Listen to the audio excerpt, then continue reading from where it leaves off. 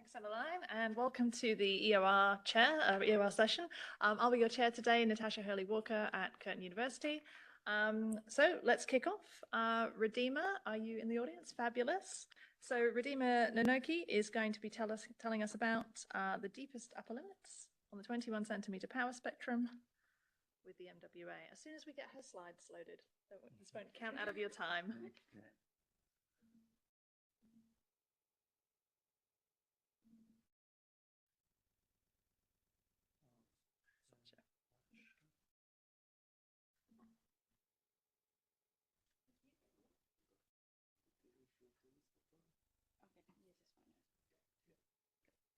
Okay. Hello everyone.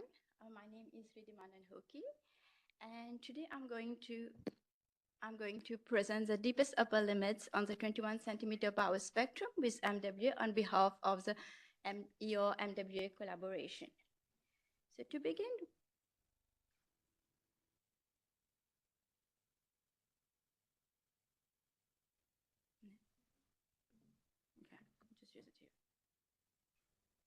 Okay, so I'll just give an overview of the epoch of ionization. So when we talk about the epoch of ionization, or EoR, it's an era in the universe or cosmic evolution when the universe turned from being completely neutral to ionize again. And to study this era, we leverage on the 21 centimeter hydrogen line, which has this feature of hyperfine splitting.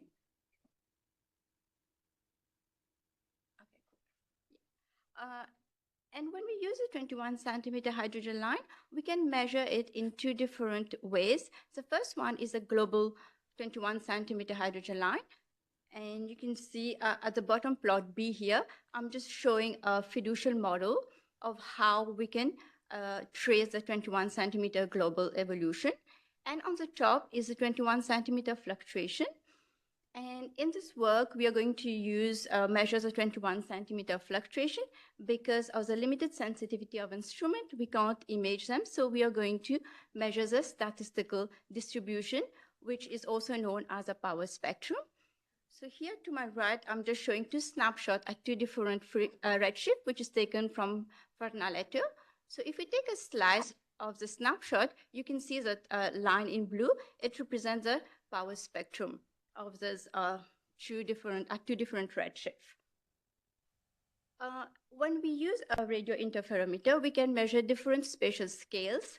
So in your science, you will often see this plot, which is known as a 2D power spectrum, or also the cylindrical power spectrum. So what we're seeing here is on the x-axis is a proxy of our baseline, which is known as a K perpendicular. And on the y-axis is a K parallel, which is a proxy of frequency, which yesterday Dave highlighted the maths very well. So I won't go into the maths today. And what we're seeing in the plot is the intrinsic foreground, which is smooth. So they're confined to the lower bottom. And there's a slanted edge, which is due to the chromaticity of our instrument. And the blue region that we see is the EoR window. This is a region that we are interested in because that's where we expect the 21 centimeter to reside. And when we use the data, this is how it looks when, this is just an example taken from my paper, and we use phase 1 of MWA data from phase 1. And for this work, we use MWA and both phase 1 and phase 2, and pointings from -3 to 3. Just to give you a timeline of the MWA upper limit, so all started in 2016 with Ewell Weiss when he used 3 hours of data, and then move on to increasing number of data, which is like 32 hours, and we was able to get down to a power of from -7 to 4 in upper limit, and then just moving on by refining the calibration models and the systematics, and also applying novel ways of identifying RFI. Nicole Barry was able to get down to a power of 3 by trying to use sense and getting more signals from planes and trying to mitigate it from our data. And using more refined calibration strategies, in the same year, Lee was able to just get a little bit below, but at the same order. And in 2020, CAT was able to get down to a little bit lower by crunching 453 hours of data, that is from 2013 to 2016, and also use a different quality matrix. So in this work, it's the first time we use all the data of EoR MWA, which range a decade, which is from 2013 to 2023, and that sums up to 654 hours of data. So moving on, we'll see we also did a bit of improvement in our calibration and also derive new quality metrics. So moving on, this is the pipeline that we use. And because of the amount of data that we need to process, thanks to Dave, who designs this pipeline in Nextflow that speeds up the process. So we started with our data and fed it to BLE, which again, Dave gave a nice overview of how BLE works, where we did the averaging and also we apply EoR flagger, which is a flagging algorithm. And we also apply SYNS, which is an enhanced version to identify and mitigate RFI, which EoR flagger was not able to detect. And then we use autocorrelation and other sorts of stuff to actually identify antennas and flag them. And then we move on to calibration, where we did a direction-independent calibration.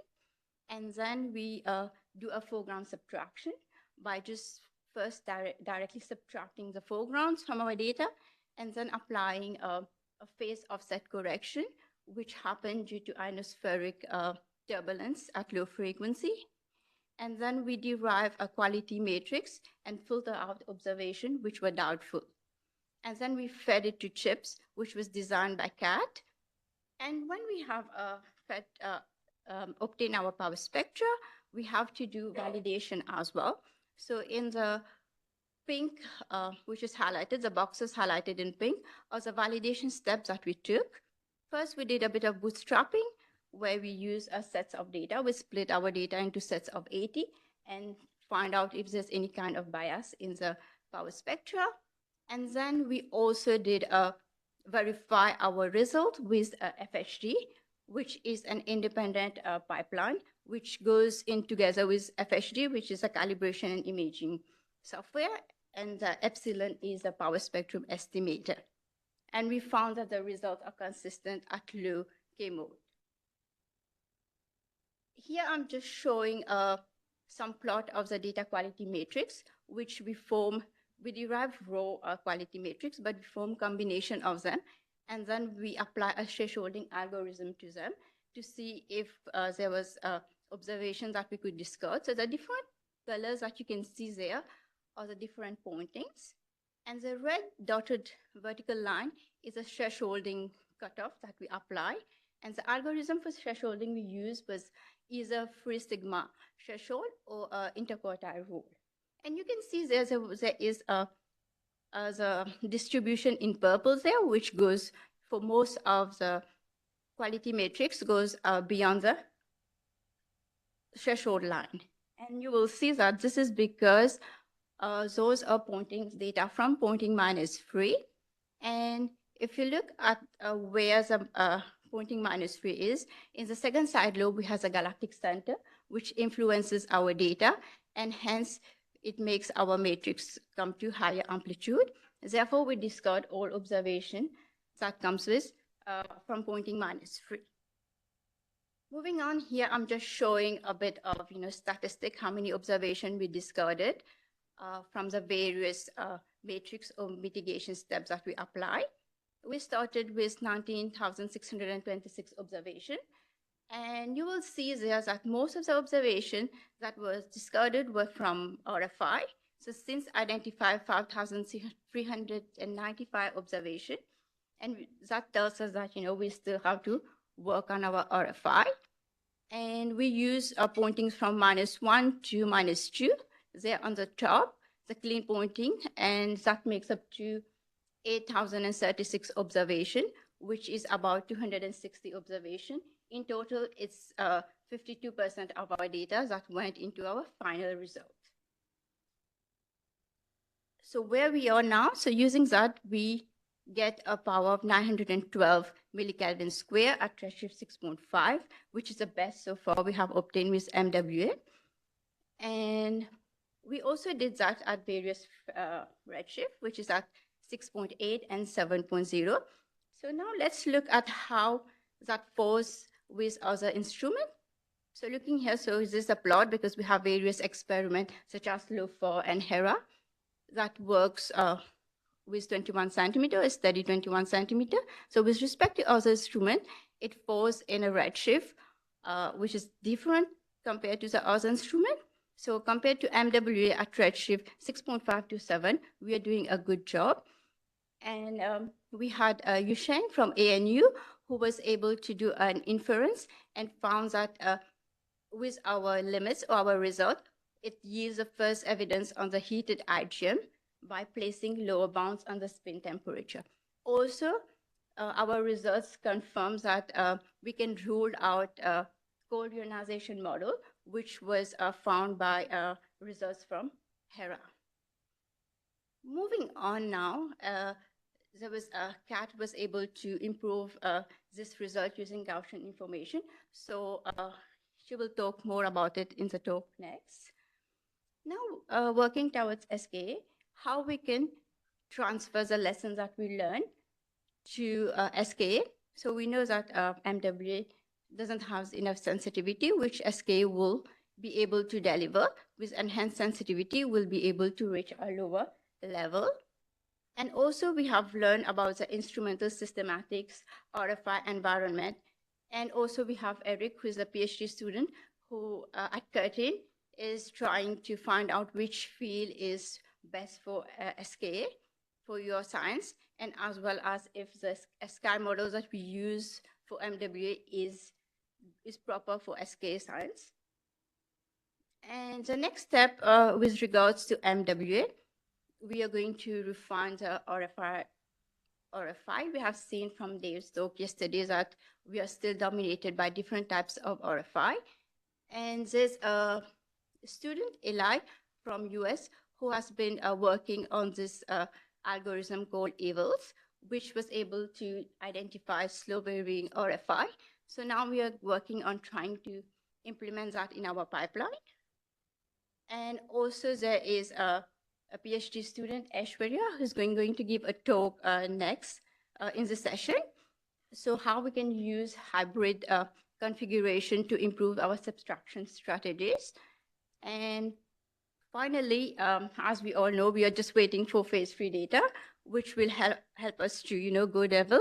So you can see those harmonics, which Dave highlighted very nicely yesterday with some experiment.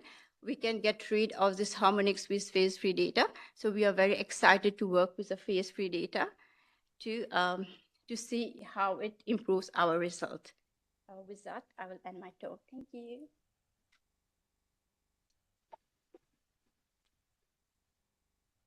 Thank you, Redeema. Does anybody have any questions? Well, I will ask one to kick us off. So you talked about all the flagging metrics, and you had quite a sort of set of different places where the observations go depending on where they get flagged. If you go back a couple of slides. Yes. The one where you had many different destinations for the observations, and some of them were labeled SINs, and some of them were labeled, okay. Yeah. There Yes. we go. Yeah. So I wondered, have you examined the occupancy of these different destinations of flagging as a function of time? Is there anything that's getting worse? Is there anything that's getting better? So this occupancy were it depends. So we have when we apply, so there's it gives a percentage of per observation how many data points were flagged. So it was dependent both on time and frequency. So we use the total occupancy was calculated both on the number of data points that was flagged in an observation. It was not particularly across time or frequency, but both. I guess I meant you have data from 2013 to 2023. Yes. So is there anything that's got better or anything that's got worse? Right, we did a little bit of analysis and we didn't find like a trend that it get better or not. It was like random. So Oh, okay. yeah, Cool. it was the same. It didn't like improve in 2014 or across a year. Yeah, Mhm. it was more or less. Yeah, Same. we couldn't find pattern. Okay, thank you. Well, that's kind of reassuring. Stephen has a question.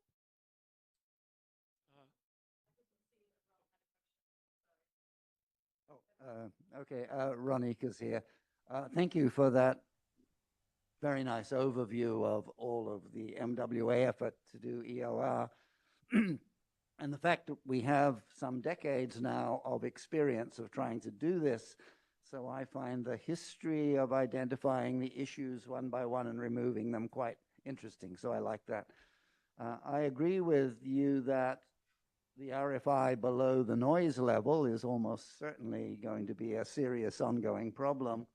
Are you going to say, is somebody else going to talk about that? Or what surprises me is that up till now, people have used amplitude of visibilities, which is an incredibly crude way to search for RFI. So what are the plans to use the actual vector information? Use the fact that RFI has phasers, which are very significantly different from EoR. Do you know? Yeah, I'm not sure, but if anybody will talk later on RFI. But yeah, like you said, is still very dominant. So we are trying like in terms of like amplitude, but as you say, we have seen that amplitude, because most of the algorithms that exist so far is amplitude based. But of course, we have seen, I'm not sure, one of Dave had showed before that it's we have different morphology of RFI. So right now we are trying to find ways to, try to detect those morphological structure in RFI, because none of the algorithm amplitude base can detect it.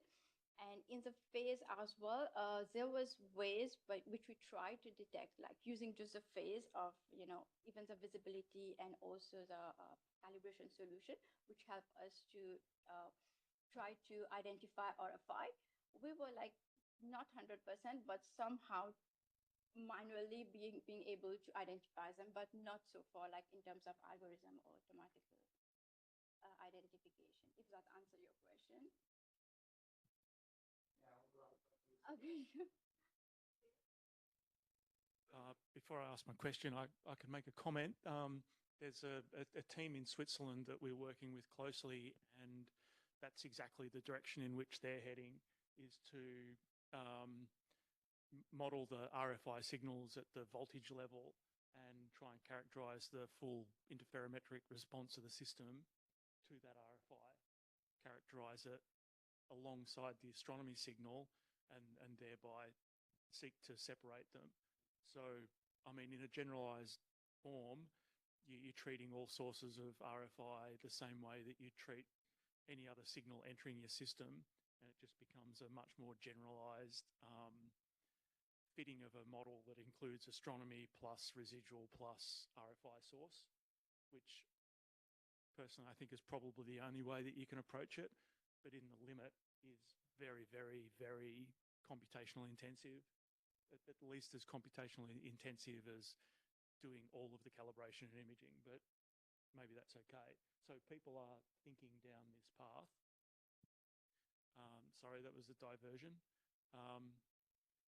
Your plot with all of the limits from all of the different experiments was interesting, and encouraging to see that, yeah, obviously things are different at different redshifts, but MWA is definitely competitive there, which is really good. So I guess my question across all these different experiments, are they all experiencing similar or different systematic limits in their processing that dictates what the upper limits are? For example, is it different for the MWA, LOFAR, HERA, or is there some common thread that systematically the problem? Yes, so we all know, like, because of the different instrument, we found that the different, like, for instance, HERA has a problem of mutual coupling, which we don't face with MWA. But most of if a trend is it's mostly dominated by systematics, but different instrument has different systematics, so they deal with different ways. And LOFOR is mostly first was because of their fields they were observing, they had to cater for direction dependent calibration, which in our case we don't have. So each of this instrument has different systematics to battle with. So it's not like the same thing. Which is probably good, right? It means that not everyone's going to fall into the same trap. Yeah. Okay, super quick, 30 seconds. Yeah, very, very quick. I'm not going to ask a question. I'm just going to comment on Ron's question about RFI. So last week I had a good chat with Nicole Barry. Dev has done some really interesting work in terms of imaging the RFI. In particular with SINs, I think most of what they see, possibly not all, is digital signals from Perth which are tropospherically ducted. So Nicole and I have already talked a little bit about ways in which you can characterize that, use that phase information, as Ron says. At the very basic level, you can just simply phase the array on that location on the horizon and then use the real part of the visibilities, for instance. So there are some ideas along those lines. And obviously, those kinds of using that positional information can also be used for satellite RFI and various other things with a bit more work. ASCAP are worrying a lot about ducting, and so we've connected those groups together as well, so we can hopefully make use of that information across the telescopes. Thanks. That's great. Thanks, John, for that useful comment, and let's all thank Redeemer again.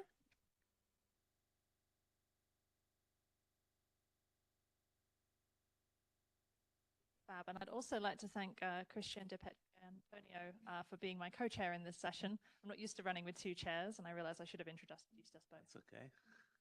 So next up, we have Kath Trott giving us the deepest 21 centimeter limits at 800 million years after the Big Bang using Gaussian information. Thank you very much. Thanks, Natasha. Good morning. Yes, good morning, everyone. So we didn't coordinate our titles very well, so I altered mine so that we didn't sound so much. But this work really follows on from what Redeemer just spoke to you about. And like the previous work, this was done as part of the Astro 3D Centre of Excellence. And I'm giving this talk on behalf of the MWA EoR collaboration. So what we'd like to do is extract the most information from the data that we have. And we have a large amount of data and we're looking for a really tiny signal. So Redeemer's just given a really nice overview about the work that was done over a number of years in the collaboration, with a lot of it funded by Astro 3D here in Australia, to help us to understand all of the different components of the signal chain, all the way from the sky, the ionosphere, all the other sources in the sky, including our galaxy, which is a big problem for us, beautiful extended sources like Sen-A and supernova remnants and other things, but also the point sources in the sky. And then how our instrument behaves, our primary beam response on the sky as a function of frequency, and what happens when you have dead dipoles and various other different things, and also improvements in our analysis. And the other piece of work that's relevant here are the end-to-end simulations that Jack Line put together called Woden. I'm going to be using them extensively, but all of this work has really culminated in us having a better understanding of our sky and our instrument, including those realistic simulations that allow us to really test new methods. So the question is, we now have these 267 hours of clean data that have gone through and were published in the work you've just seen, and we'd like to extract more information from them. So Redeemer just described to you the paper that you can see in the top left there, which is now published. This is the work out of the collaboration. And I'm going to talk to you about the paper on the bottom right there, which has finally just been accepted in AppJ.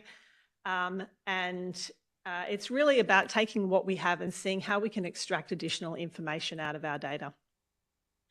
And just to highlight again what we're trying to do here, the 19,626 observations that Redeemer just mentioned to you, 650 hours of observing. That was about 260 terabytes of raw data, and we reduced them down to these power spectra across Redshift, which is really a few hundred numbers, which is about 300 bytes. So that's a factor of 10 to the 12 reduction from our data to what we're going to consider our information. And this really just highlights why this is such a challenging experiment and why we really need to think about what our data look like to extract the most information. So let's think about the 21 centimetre signal and what it looks like across Redshift in the universe. So these here are histograms of the brightness temperature. The 21 centimetre line is a function of Redshift and a function of spatial scale. This is a paper that was written by Stu Wythe, who is a theorist. So it's a very theoretical view of what things might look like. But what I'd like you to take away from this is that the 21 centimetre signal is highly Gaussian.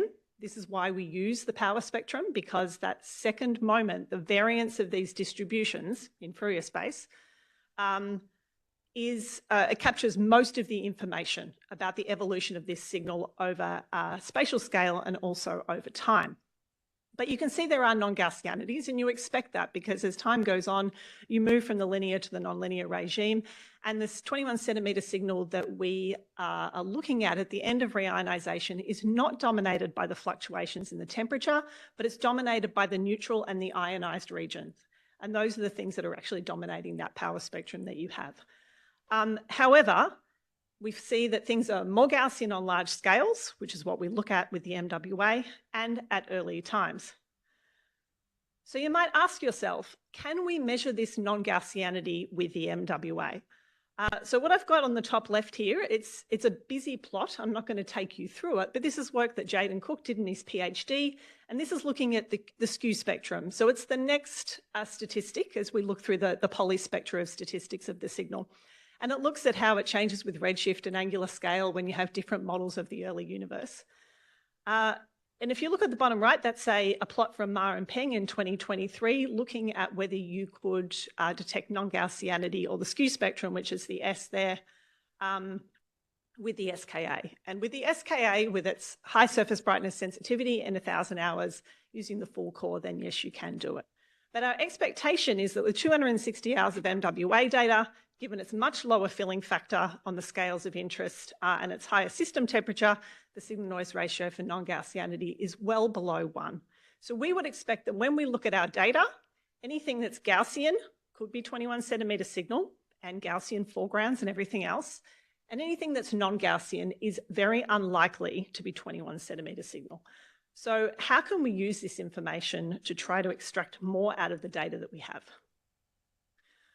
So what we're going to do is we're going to take the data set that Redeemer just described to you, those 260 hours, and instead of just computing the power spectrum the way that we typically do, which is really as simple as taking the average over the square of the signal, that's the way that you would calculate any variance of any set of numbers.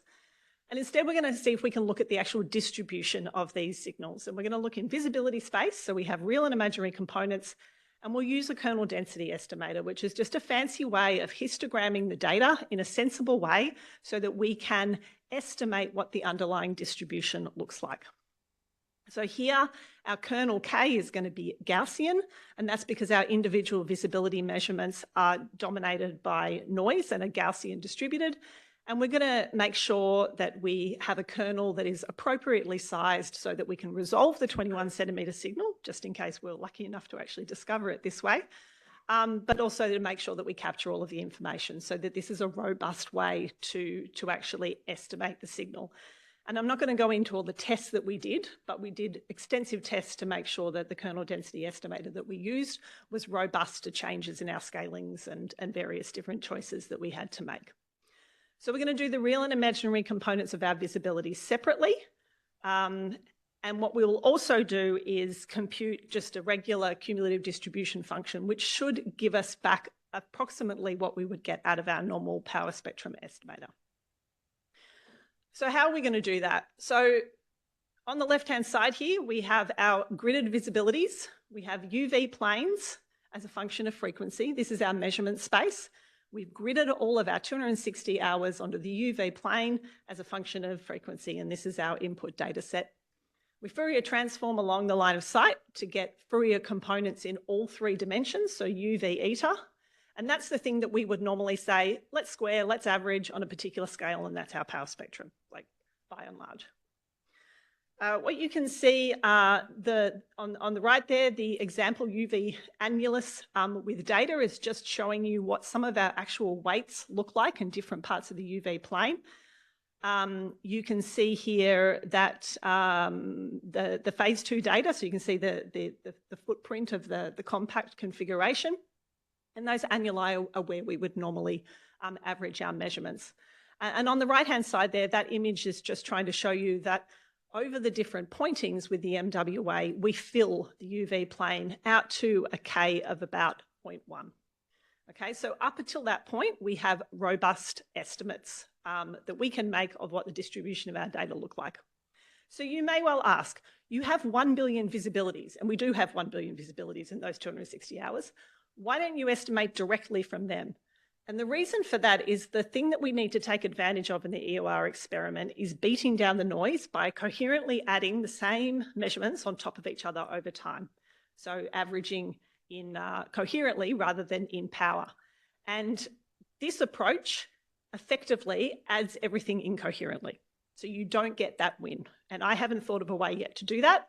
So instead, we're not going to use the individual visibilities. We're going to use our gridded visibilities because there we've already taken into account the fact that we have all of these repetitive measurements that we can beat down the noise with. How do we know that this is going to be a fair sample? Well, we need a filled UV plane, and then we know out to what K mode that is actually filled, and that's robust. And what are other tests that we can do to make sure that we're not doing anything silly? Well, the real and the imaginary component should give us similar results, because when we're looking at the Gaussian components and we're thinking about the 21 centimetre signal, it should be equally shared between the two. And we should also see relatively similar behaviour between the 2 polarisations, because we're interested in the signal in our main beam and not all of the non-Gaussian sources that are in our side lobes. Okay, so what we're going to do is we're going to histogram our data, and on the right-hand side there you can see a single cell in our power spectrum, and the red and the green are the histograms of the data for the real and the imaginary components of those visibilities. We fit the widest Gaussian that we can to those data. Those are the green and blue fits that we have there.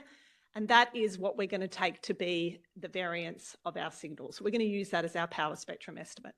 And as I said, we're also going to calculate the cumulative distribution function using all of the data, which is more akin to what the power spectrum estimator is normally doing.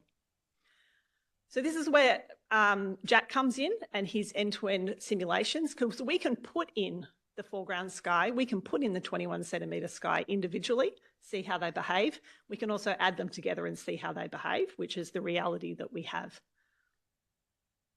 I'll skip through that.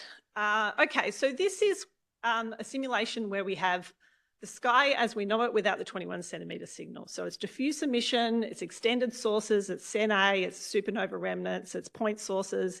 It's the full model that we have, which is the EDA2 produced all-sky map from Mike Creel, lobes, gleam, all of the components that we have in it, and jade and supernova remnants. On the top left is what the power spectrum that we get if we do this Gaussian fit to our histograms. The top right is what we get when we look at that cumulative distribution function. And then the bottom 2 plots are the difference and the ratio of those two. And if you look just at the bottom right plot, you can see that the advantage that we get is on the right-hand side, which is where we don't have many baselines, and we tend to see a lot of leakage because of that, and towards the edge of the wedge. And again, what I'm showing here is this, on the left-hand side here is a histogram of that little square that you can see. That's the mode. Does this actually work? There we go. That mode there, this is what the data actually look like. And you can see the non-Gaussianity in those foregrounds. Okay, so we can do the same thing with the 21 centimetre line. We can show that the 21 centimetre line, because this is a simulation out of 21 centimetre fast, is Gaussian. Okay, so you don't see any difference between the 2 top power spectra that you have there, and you can see the ratios on the bottom. On the right-hand side, I'm just projecting them into 1D. So you can see that they are quite similar. So that's nice to see. And the most important thing is when we add them together. And the key takeaway from this is that all of that non-Gaussianity can be attributed to foregrounds in our data. So if we now actually take those data that Redeemer was just describing to us, those 260 hours, here again, I think it's the same mode that I've pulled out. This is what the data look like when we histogram it. You can see the real and the imaginary have tails on opposite ends. It's telling us something about where the sources are in the sky that are actually doing this. And now we have much uglier plots because we have the real system with a coarse channel harmonics. And you can see why we want to get rid of the contamination in these modes to open up the parameter space. But what we find again in the ratios is that we have this improvement at the edge of the wedge. So what does that translate to when we actually look at our results? I've got both of the polarizations there, the east-west and north-south polarization, also the combination of the two. And it does improve our results by about a factor of 2 in power. Okay, so it's not a huge amount, but it is definitely removing some of that foreground contamination. And so our best result goes down to this 21.7 squared at a redshift of 6.5. And the Hera lower limit, the most recent Hera results here have a limit at a higher redshift of 21.4 millikelvin squared. And I was really hoping that we'd beat that, but unfortunately not, 21.7. So there we are. So this is the same plot that Redeemer just showed, although I have added on the most recent Hera results at these redshifts here. And you can see that we are tracking down quite nicely, possibly within a factor of 10, probably more likely 100 because that's how life goes. And that's where we are. Okay, and a factor of 100 improvement on our results from 2016, and a factor of 4 improvement on our results from 2020. So what else can we do with these data? We have these great 260 hours of data. What else can we do with it? So the other piece of work that we're trying to do is work with Nick and Randall to try and attempt a 21 centimetre forest measurement towards a high redshift radio galaxy. So this is a source at redshift 6.44. And all of this stems off this work that you can see on the right-hand side here from Thomas Soltinsky, where he tried to show what you could do with SKA to detect the 21 centimetre forest, but all of his simulations were completely foreground free. So we're trying to do it with real data to demonstrate some of the complexities when you work with real data, and maybe the results are not so realistic. So I'm going to end just by reiterating a comment from Dev yesterday. As we move to phase 3, which we're really excited about, we've been working with the MWA operations team to find some of the ways that we can improve the PFB corrections so that we can get the data that we are looking for and of the quality that we're hoping it to be. And I wanted to thank the MWA operations team because they've been very engaged, they've been very quick to work with us, and we are moving really, really quickly to the point where we are ready to say, let's move forward with the EoR observing season. So I just wanted to publicly thank them for their contributions. Thank you.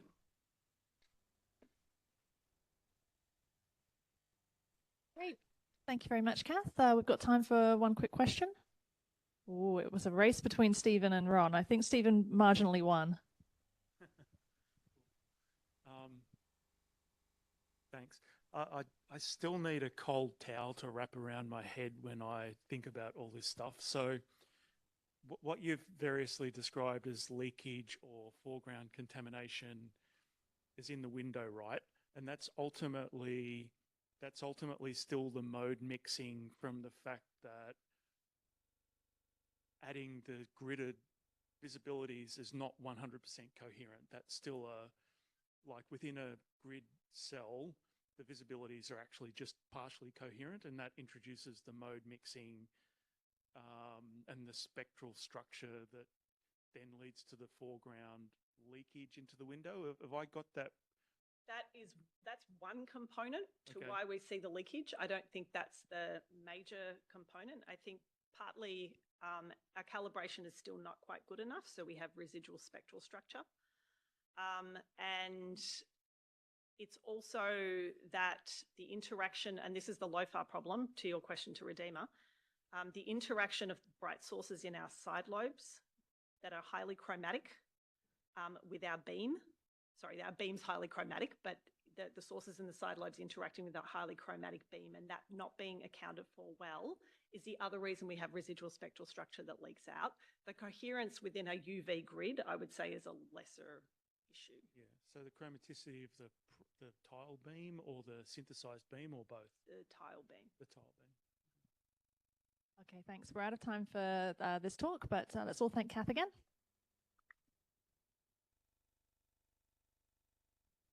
Wonderful. And could I invite Aishwarya to come up for her presentation on CRAM? Oh, there we go. Hello. Fabulous. Okay, so Aishwarya is going to tell us about the central redundant array megatile and how that will help us advance 21 centimeter signal detection. Cool. Good morning, everyone. My name is Aishwarya Selvaraj. I am a PhD student working with Catherine Trott and Randall Waite at Curtin Institute of Radio Astronomy. And today I'll be presenting some of the results from my PhD research. So to begin with, it has already been mentioned in the previous two talks that we are interested in studying the epoch of reionization, where the universe transformed from a state of being neutral to ionized. To probe this period, we use the 21 centimeter signal because of the hyperfine transition of neutral hydrogen, which results in this 21 centimeter signal. But because the universe is expanding, it's redshifted to lower frequencies, and therefore we require radio instruments to probe this period. And in particular, we use Murchison-Wildfield Array, or MWA, which is a low frequency radio telescope, to probe this signal. So each of the tile consists of 4x4 dipoles, and we aim to statistically detect the brightest temperature fluctuations of this cosmological signal. Even though the instrument is installed at the radio quiet region in Western Australia, the detection of the signal has not yet been made. And the reason being, it's extremely faint, and what makes it challenging is the presence of bright foregrounds that are 3 to 4 orders of magnitude greater than the cosmological signal. And in addition, we have problems such as ionospheric distortions because we are observing in the low frequency regime and even RFI.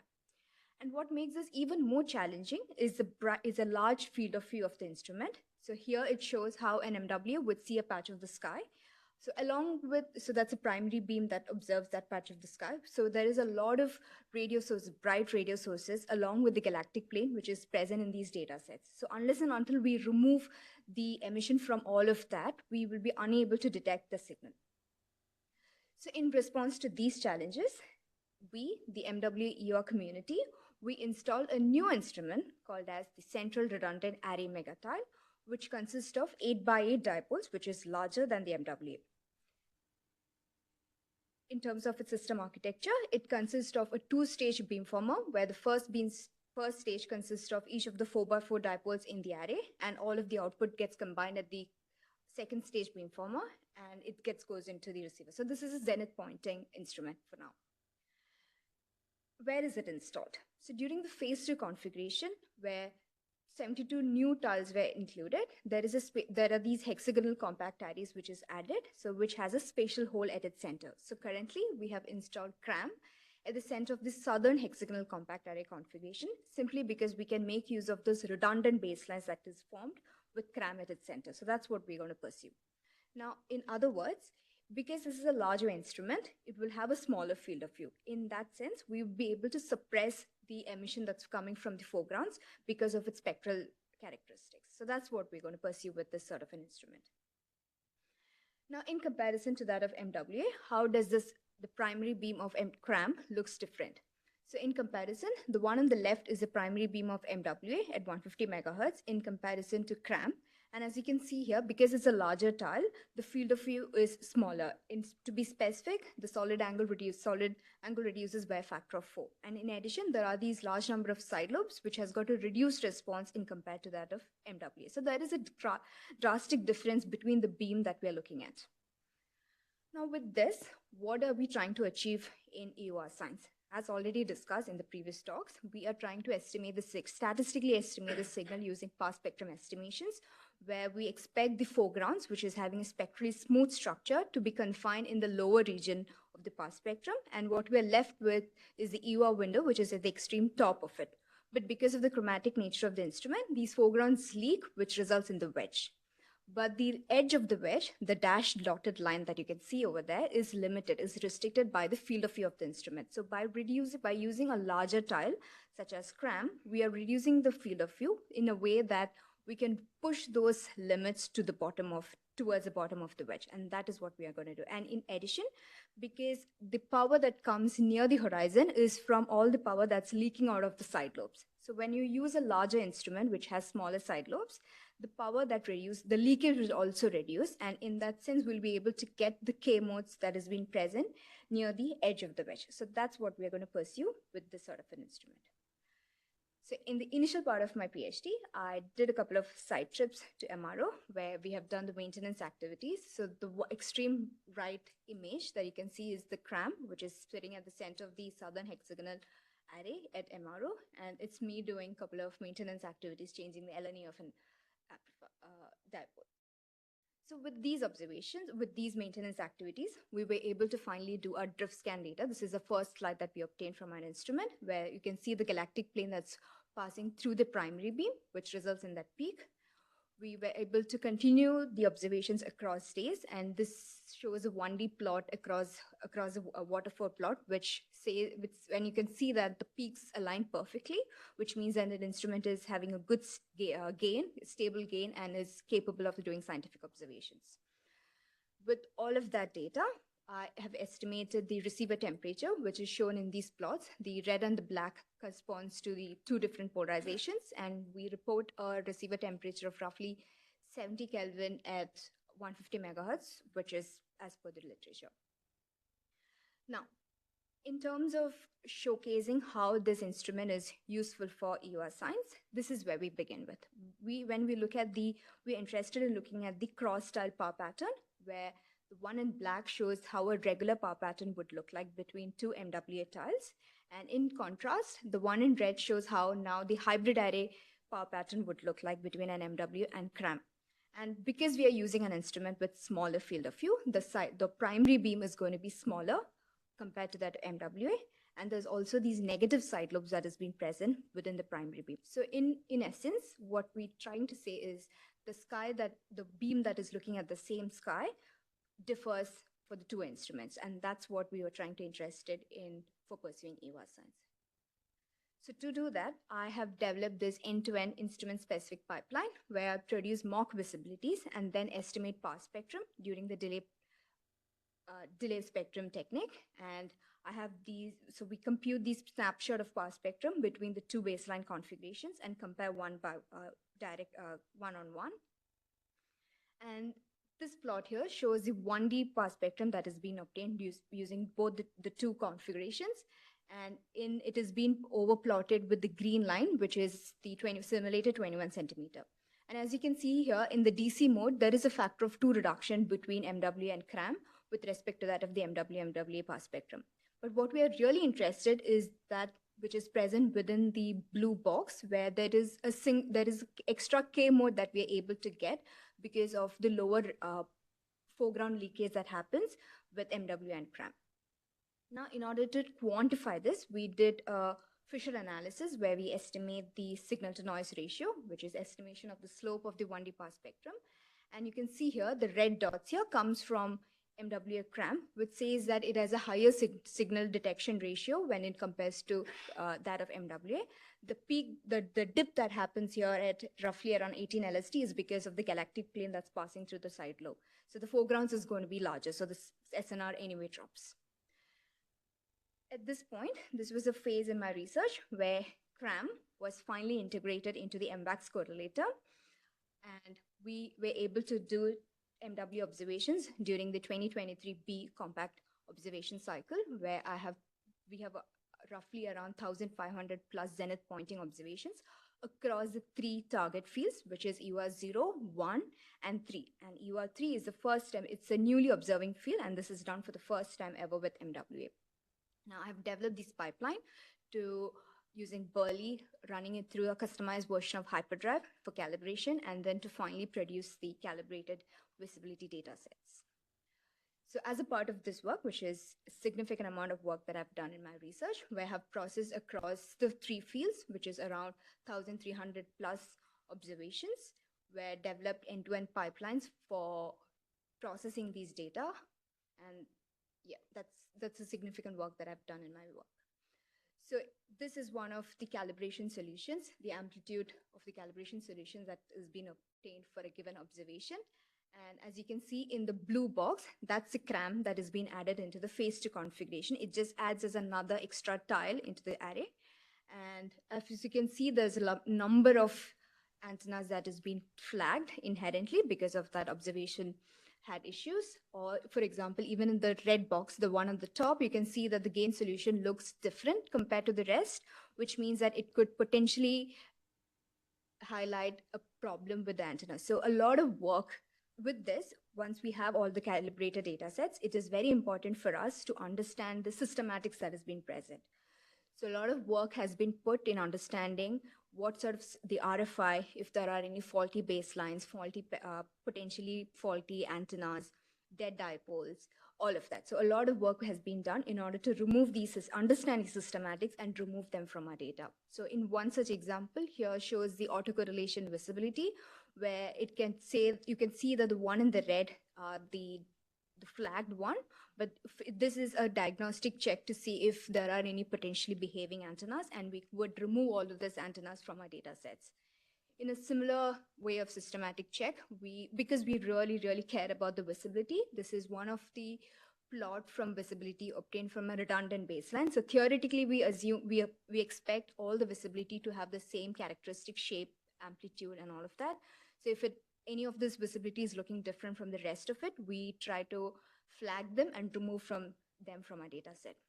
With all of that work, in order to remove all systematics, we have finally obtained.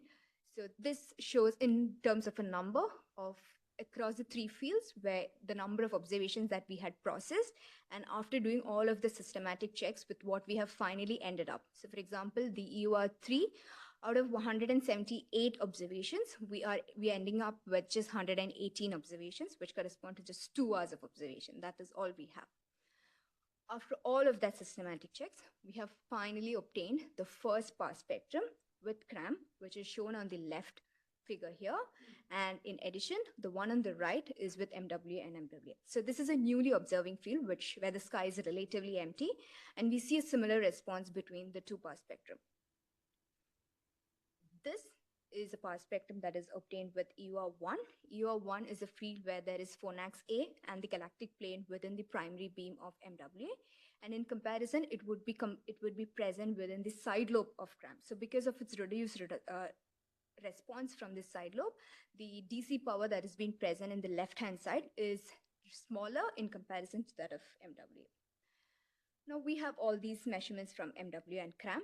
How do we try to use in foreground mitigation? So in one of the preliminary approach that we have tested, we directly compared the visibility, the pass spectrum that is obtained between redundant baseline group, and compared between MWA, MWA, and MWA and CRAM. And across the sub panels, you can see it across the different redundant baselines, which is formed in the hexagonal compact array configuration. And we can see that the MWA and CRAM visibility that the pass spectrum is obtained is consistently reduced in magnitude in comparison to that of MWA, MWA. And we try to find an estimate from there, which corresponds to the residual, as you can see here, where we try to estimate from the hybrid array measurements. Now we use those visibilities, this estimated residual visibilities, to treat the actual MWA pass spectrum, which is on the left. It is noisy, it's not very clean, but still it is sort of a demonstration to show what we can do with CRAM. And when you sort of treat up a spectrum of MWA with those CRAM visibilities, you can see that in the second panel, there is a reduction in power, but within the redundant baseline. We are trying to treat it only within the redundant baseline, which could be clearly seen in the ratio plot, where the green color bar, which is in the third column, which shows the ratio, which shows a reduction in power when you do that sort of treatment with CRAM. And that is what we are trying to achieve in demonstration of what we are trying to set out to achieve with using a hybrid array configuration with MWA, with CRAM, which is having a smaller field of view, reduce the suppress the foregrounds. As a natural byproduct of me processing a lot of visibility, of a lot of observations, I have got the first upper limit for EoR3 with just 2 hours of data, where we can consistently see that the value for MWA cram, which is seen in red, is lesser in comparison to that of MWA. It is still not enough to have a competitive upper limit, which we would require future observations. But the value which is shown in the red is the upper limit value that we get from MWA and cram with this work. And finally, I would like to end my talk by saying that I am still looking for a job. So if you know any jobs, if you know anyone who is looking out, please let me know. Thank you so much.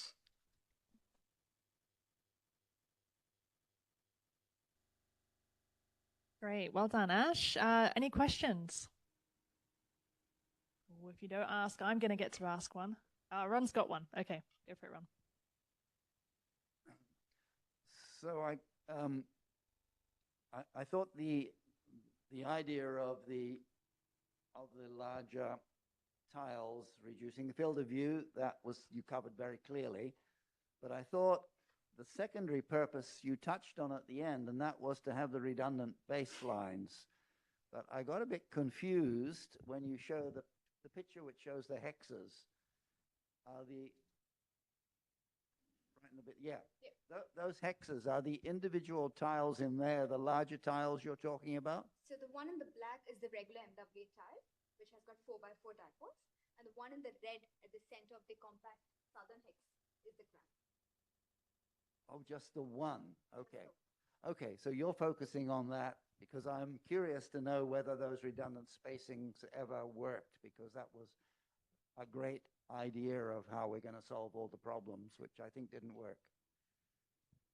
It's just a single cram tile right now. So were you able to use the redundant baselines to self-calibrate? Not for calibration. That was why they were there.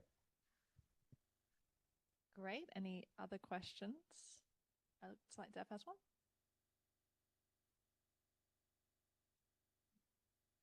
Are there any plans to make the cram receiver compatible with oversampling mode?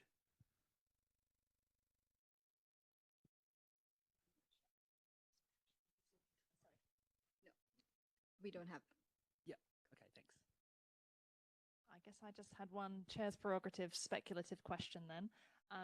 So with this work then, obviously the SKA will have some flexibility in substationing. So would you say that there's it's a good idea to substation the SKA and kind of correlate it against itself with different primary beam fields of view? Would that help? So yes, SK has the flexibility of having hybrid array, but there we don't have redundant baselines. So that's something that we need to address with this side of the research that we are looking for. Okay, let's all thank Ash again and all the speakers of this session.